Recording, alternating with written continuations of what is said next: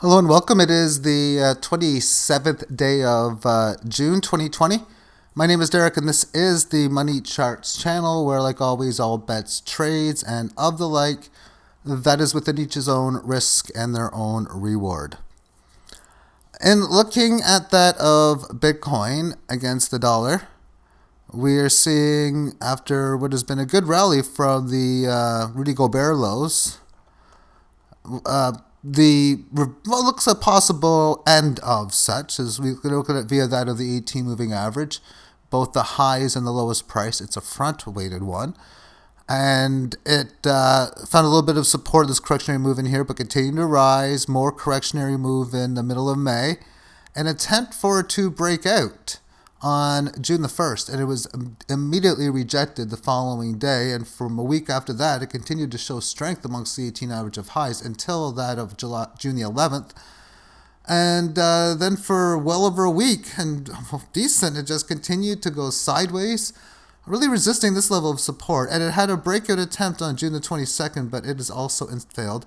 It had a sideways day after it, and then a bring back down to the lows on the 24th. But since then, we can see the last few days, 3 days in here, the start of a new day. It's 8:15 p.m. Eastern. So it is, I guess, the 28th day of when doing it. And I'll title it for that day for, I guess, for search purposes and whatnot. But yes, continuation within the 18 average of lows, the band bear or the average starting to barely decline, having a test of this previous support here on this level in here, looking to potentially test the next area, which would be from these lows within the range.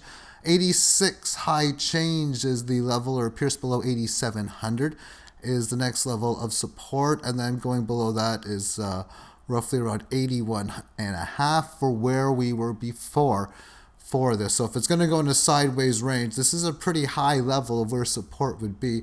I can most certainly see how this would become in play. If this is broken, I'd be looking at previous resistance, which would come in between 6,800 upwards to the area of about 73 amongst it. It still has to get above all of these big levels that it's been facing here. We got this this little 9,800, just 10,000 low, and that's only to get, which we haven't even attempted that, of course, to the previous high of around 12 to 13,000 change, and then breaking above that is a previous high, the long-term ones before that near 20, and it's been making these higher lows so far. And the last key low is pretty low right now. It's in an area of, well, it's the exact number on Bitstamp at that of 3,850. So if there's any decent type of corrections, it can come down to like 7,000, even 6,000, whatever.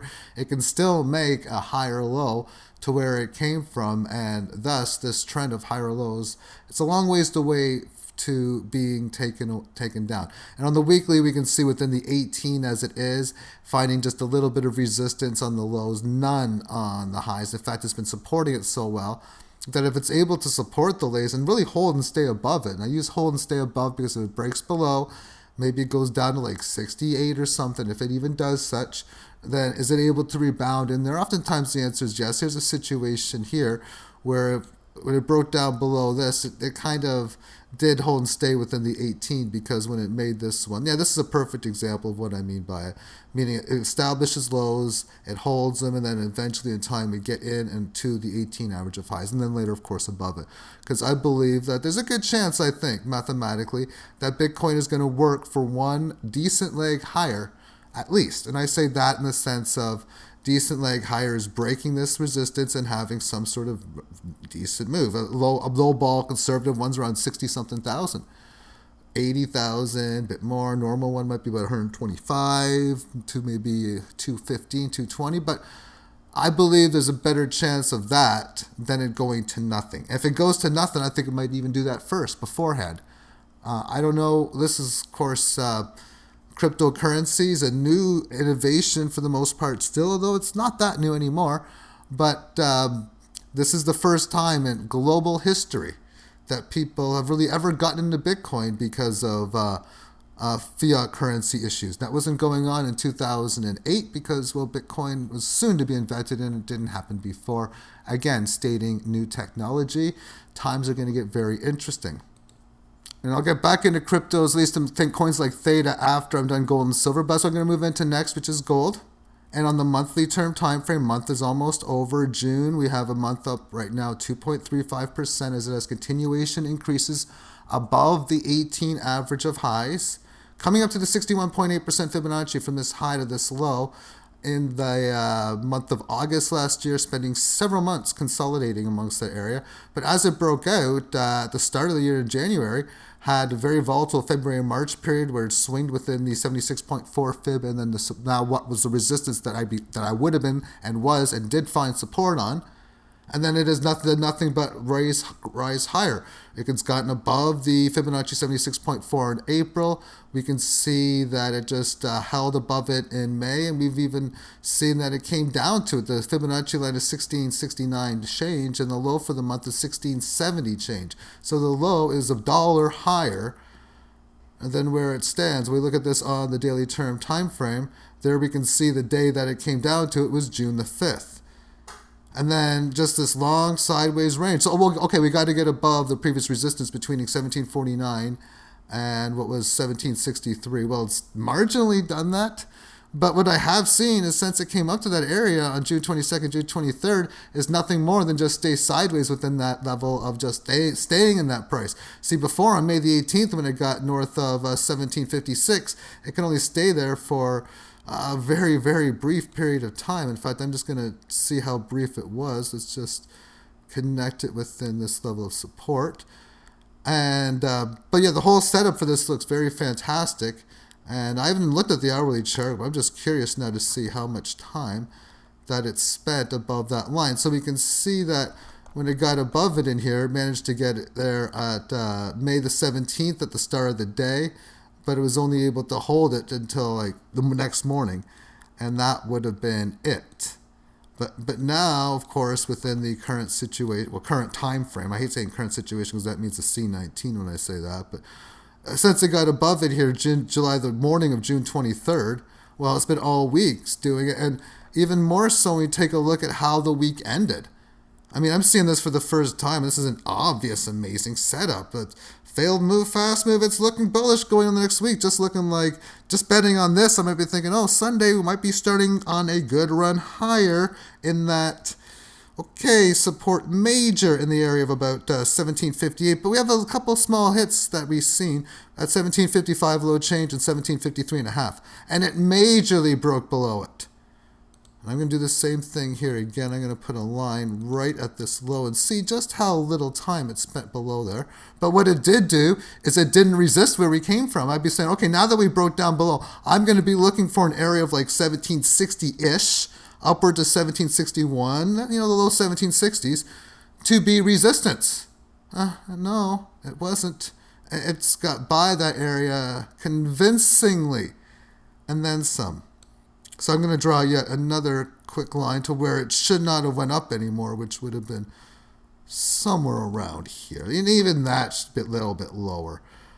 But with that being said, it went above it. We've seen get above it at noon on Friday and do nothing to end the day but hold and stay above it. 4-minute term time frame.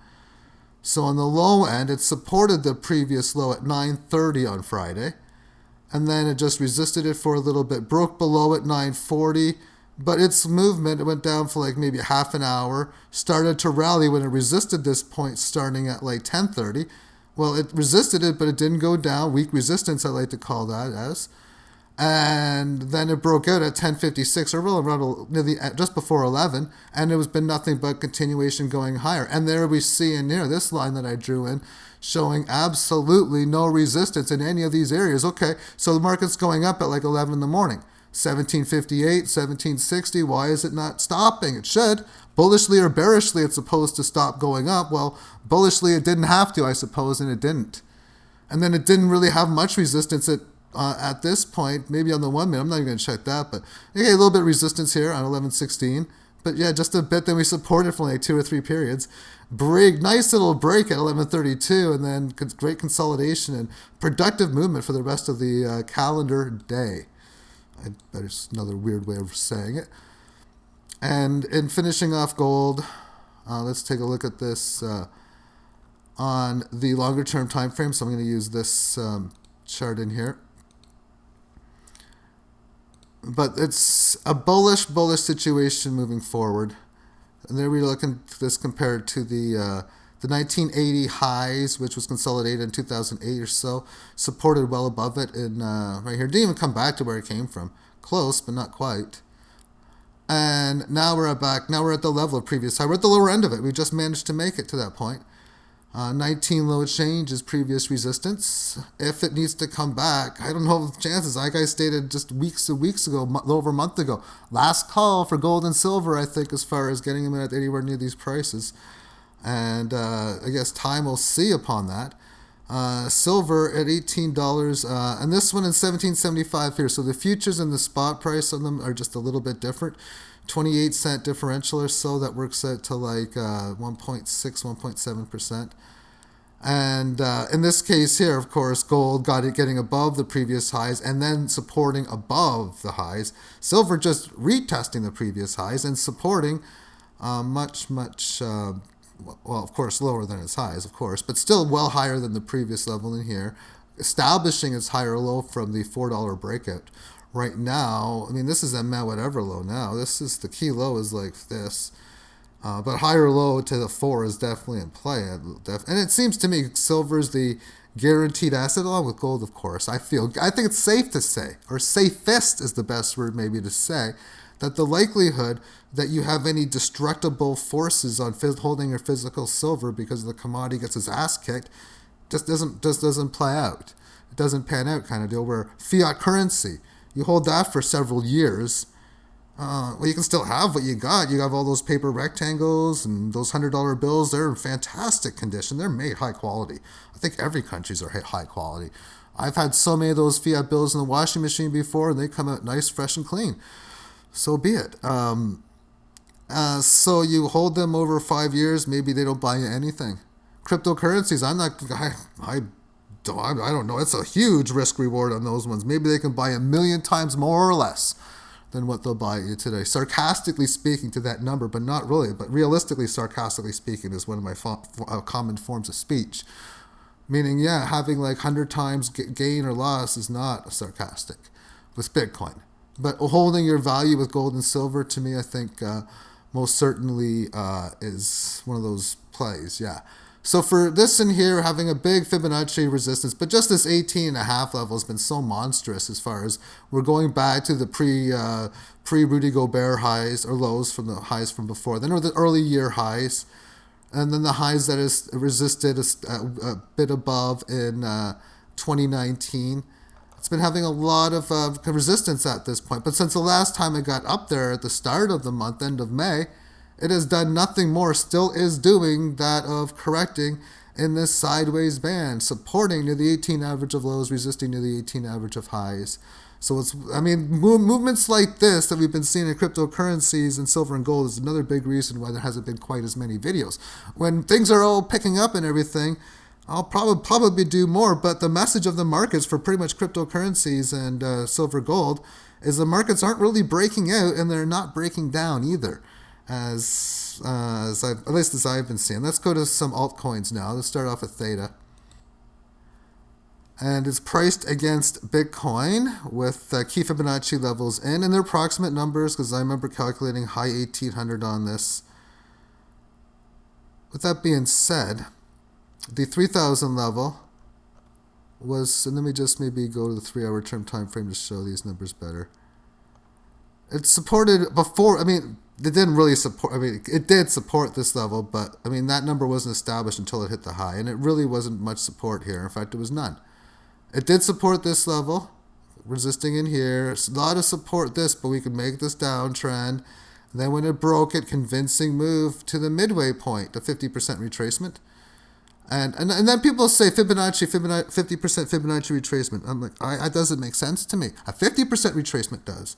But I just don't see how Fibonacci works. 50%, albeit, this 50%, it does have meaning to it. I just don't draw those numbers in. With that being said, we resisted it, come back down, and as I've been stating for quite a while, now that we see it breaking down here, this is a statement that it's going to 2,000. It's like, okay, this is what I'm doing, and it hasn't changed what it's doing, and it's still doing. Nothing has told me otherwise. Every single one of these rallies has failed. the rally that occurred on June the 12th, coming up, making a lower high. Obviously, unable to get above it since, and it broke down. But it did higher low this area. And then it had this little interesting buy. Someone bought big at one time. This is a spot here. I remember this from when it happened. Somebody bought big at one time, not knowing how to do it. And if you're going to buy large on this, and the prices say like 2,500 or whatever, or even now it's 23.77. If you're going to buy large, maybe if you buy all the Bitcoin that you have in your account, maybe you can buy it up to like say 25.50. Why? Don't. Buy it up to like maybe what I would do. If I was in charge of like, okay, Derek, you're in charge of buying a lot of Theta. This is your Bitcoin to buy it with. And I'm like, okay, if I take all the Bitcoin I have and I buy it up, yeah, I'd buy it up to like 25.50. I don't want to do that. So rather what I want to do maybe is I'm going to buy it up to maybe 24 low change, put some buy orders down below. And then what I want to do now is let other people put sell orders in. And then in time, I'm just going to scoop it back up again. And if I notice that, as long as people don't know what I'm doing, and right off the bat, nobody knows what I'm doing, obviously, so then the market shouldn't respond in a, oh my goodness, I buy it up to 24.10, then it's 2,500 the next half hour. I don't want that. But I mean, it's unlikely that would happen. I'm just saying, if you're going to buy it, you'd buy it up, put some orders in, and then wait maybe 10, 20, 30 minutes. And, if you did that, that person wouldn't have bought anything at 26 change and higher.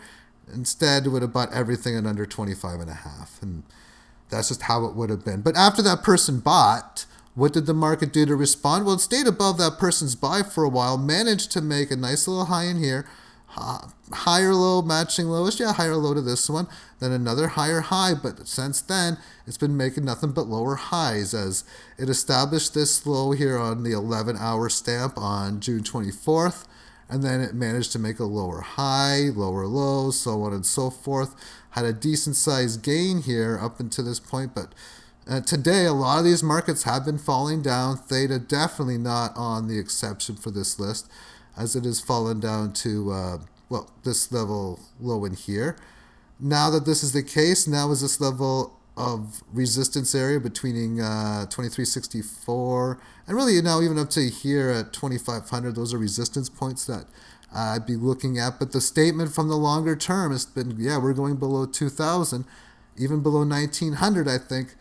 We'll see how that goes. Now, very short term, since the decline, we've seen a statement in here. Oh, an attempt to break out above. So what I would be doing if I was to be looking at resistance levels is the Fibonacci from the low. The obvious one is the low of 2222.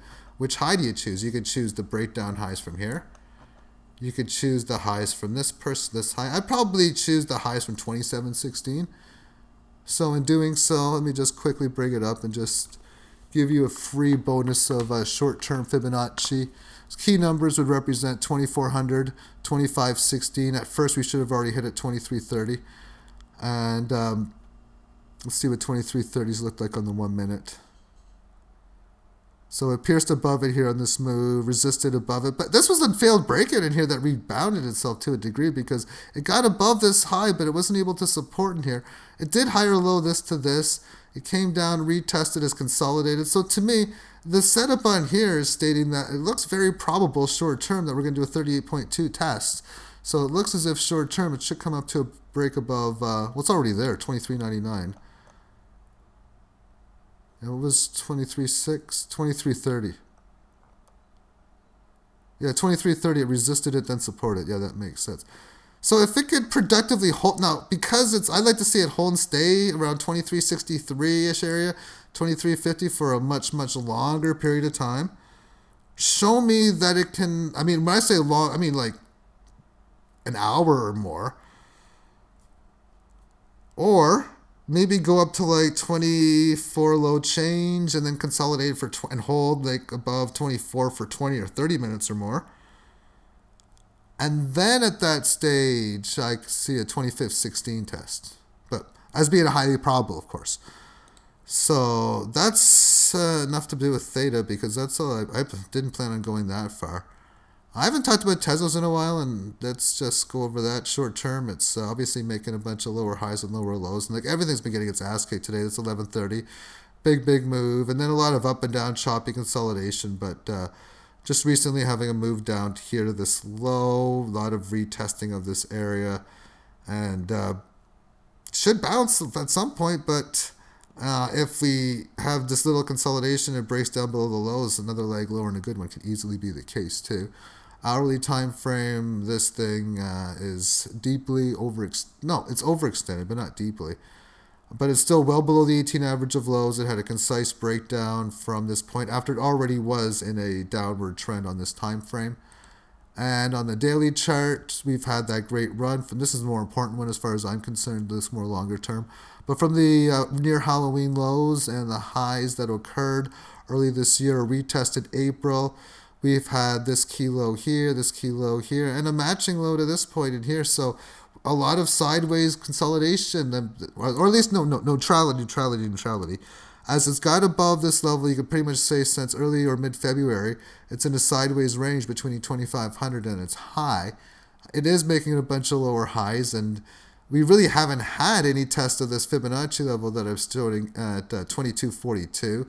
You can say it was a failed miss here, but maybe it wasn't a failure and that it just wasn't ready yet to hit it.